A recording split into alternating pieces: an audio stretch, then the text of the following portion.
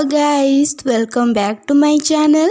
आज मैं episode 40 explain करने वाली हूँ और मैं आपको सजेस्ट करूँगी आप इसे फैमिली के बीच में ना ही देखें तो ही अच्छा होगा।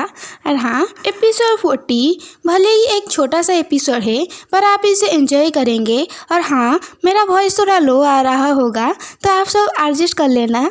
तो शुरू करते हैं। एपिसोड 40 की शुरुआत में क्रोसेटा हमें बताती है उसके वो कांपते हाथ से उसने मेरा मुंह को पकड़ा और मेरे लिप्स को टच करा। उसने बहुत ही केयरफुली से करा जैसे कि ये दुनिया का सबसे कीमती चीज़ है और धीरे धीरे से आगे की ओर झुका। मुझे उसे स्टैप करने के लिए टाइम भी मिल गया है और रोजर क्रोसेटा को किस करने लगता है। क्रोसेटा कंटिन्यू करते हुए हमें बोल रही होती है जब हमारे लिप्स टच हुए उसका टंग मेरे लिप्स को ओपन करा और अंदर चला गया। गाइस, मैं ये क्या एक्सप्लेन कर रही हूँ, इसी वजह से मैं काफ़ी धीरे धीरे एक्सप्लेन कर रही हूँ। छोड़ो, कंटिन्यू करते हैं। रोजर सोच रहा होता है मैंने उसे बहुत बार इमेजिन करा है क्या होगा उसके बाद जब तुम्हारा लाल गल मेरे हाथों में होगा और तुम्हारा कमजोर सी गोरा गला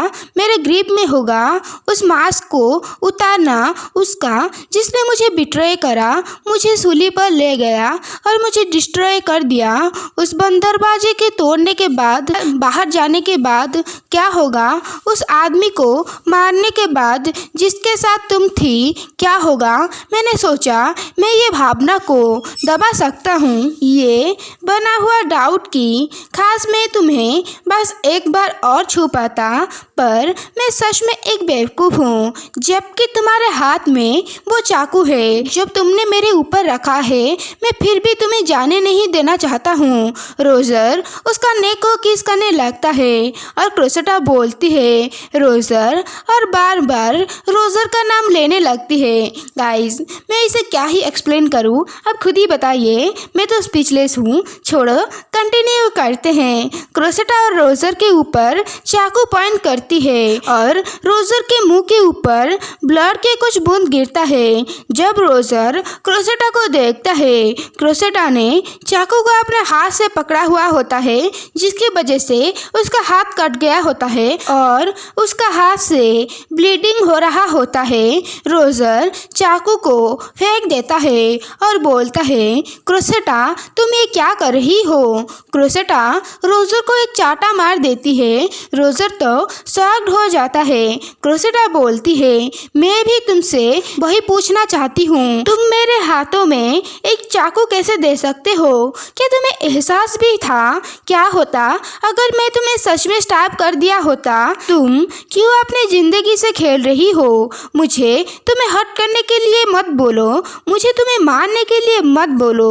रोजर क्रोसेटा का हाथ पकड़ लेता है और बोलता है तुम्हारा हाथ भली गहरा तरह से कट गया है, हमें इसका इलाज जल्दी करना चाहिए प्लीज। क्रोसेटा बोलती है जाने दो मुझे। तभी रोजर डोर को ओपन कर देता है। क्रोसेटा सोचती है रोजर ने मुझे झूठ बोला कि दरवाजा लॉक है। क्रोसेटा जाने लगती है और बोलती है मेरे पीछे मत आना।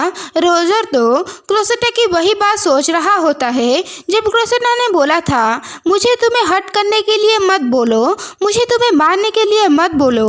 रोजर सोचता है क्यों क्यों तुमने ऐसा कुछ बोला। सीन शिफ्ट होता है ड्यूक की और ड्यूक सोच रहा होता है लेडी ग्रेटानी बहुत वक्त लगा रही है और बेवकूफ ड्यूक को कौन बताए अभी क्या क्या हो गया है क्रोसेटा और रोजर के बीच में। छोड़ो, कंटिन्यू करते हैं। तभी ड्यूक चौंक जाता है क्रोसेटा की हालत को देखकर और वो बोलता है लेडी ग्रेटानी तुम्हारे साथ कुछ हुआ था क्या।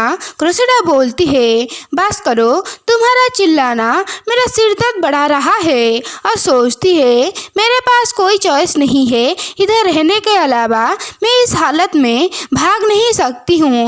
और वो बोलती है बस मेरी मदद करो ब्लीडिंग को रोकने में। अभी ड्यूक क्रोसेटा को देखता है। सीन नीलामी हॉल में आता है। क्रोसेटा का हाथ की ब्लीडिंग वेडिंग को ड्यूक ने रोक दिया था और वो दोनों एक प्राइवेट प्लेस में बैठे थे। ड्यूक बोलता है क्या तुम सच में इस तरह से नीलामी देखना चाहते हो? क्रोसेटा बोलती है मैंने बोला कि मैं ठीक हूँ, और वो सोचती है मैं बहुत ही मुश्किल से हिल पा रही हूँ, मेरे पैर में थोड़ा सा स्ट्रेंथ भी नहीं है। ड्यूक बोलता है जल्दी ही नीलामी शुरू होने जा रहा है। क्रोसेटा तो अपने सामने देखकर चौंक जाती है क्योंकि उसके सामने रोजर बैठा हुआ होता है। क्रोसेटा सोचती है रोजर सामने वाले सीट पर बैठा हुआ है, मुझे पता नहीं था वो भी यहाँ एक गेस्ट था। क्रोसेटा अपने मुंह घुमा देती है। क्रोसेटा को देखकर ड्यूक अपने सामने देखता है और रोजर को देखकर सोचता है तो ये वो बास्टर्ड है।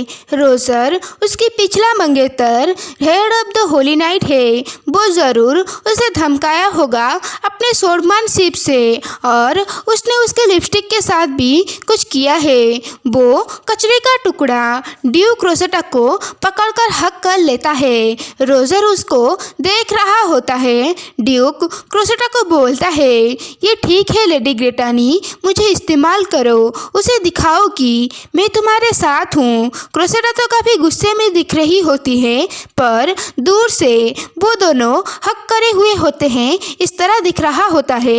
रोजर को दिखाया जाता है पर उसका एक्सप्रेशन हमें दिखाया नहीं जाता है। तो गाइस आज का एपिसोड आपको कैसा लगा? मैं तो कुछ भी नहीं बोलने वाली हूँ, मैं तो स्पीचलेस हूँ। आप में से कितने सारे लोग रोमांस या फिर डार्क रोमांस को पसंद करते हैं, या फिर आपके दोस्त कौन है जो डार्क रोमांस को पसंद करते हैं, उसे ये वीडियो शेयर कर देना। और ये एपिसोड कैसा लगा कमेंट में ज़रूर बताना।